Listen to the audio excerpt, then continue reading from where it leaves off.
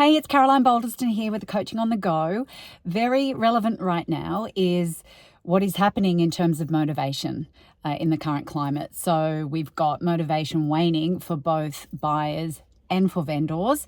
We are seeing listing pipelines dry up, or they're really pushing out in terms of coming to market. And we're also seeing with buyers that sense of, well, if I get it, great. If I don't, it's okay. That whole hesitation piece where there doesn't seem to be a lot of urgency. And the word motivation comes up a lot in my coaching sessions.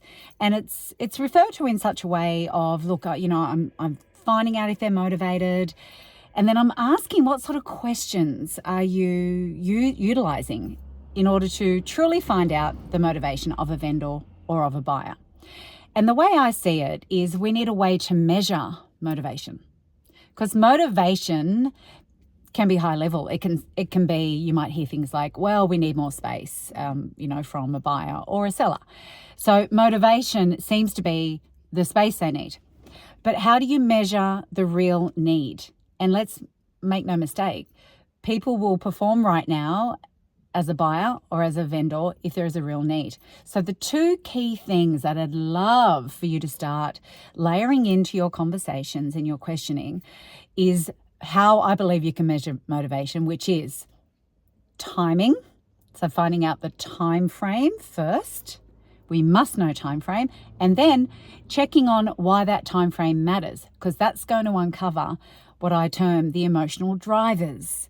And if there's enough pleasure or pain to be gained or avoided through the emotional drivers, and there's a specific time frame for that, you'll probably find that these are the people that will perform in the current marketplace. So think about those two things. Whenever somebody's talking to you about coming to market or wanting to buy or we're ready to buy, ask them, say, okay, and in terms of your specific time frame, what would that look like for you?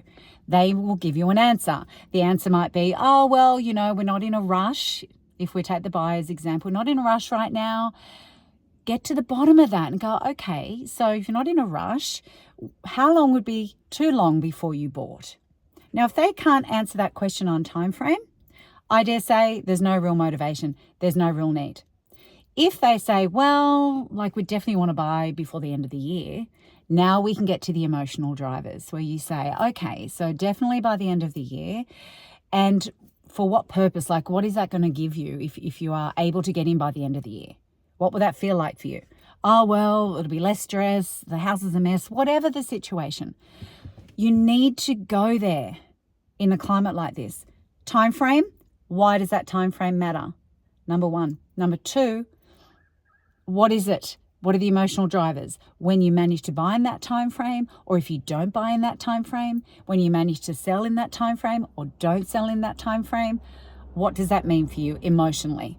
If you can get those two measures on the table, you will truly know if you're dealing with someone who's motivated or not. And lead agents out there, please teach this to your associates. If your associate's doing callbacks to buyers, you need to know if the motivation is real. How are you measuring that? Teach them. Time frame, why does it matter? Once that happens for you, what would that be like emotionally? What would that feel like? What will that give you? What will it cost you if you don't? So I'd love you to take that into your next few weeks of real estate and see if we can get below the surface here, team. It's no longer motivation being good enough. We have to get to those measures to really know what we're dealing with. Okay, I hope that is thought-provoking, and I'll see you again soon. Bye for now.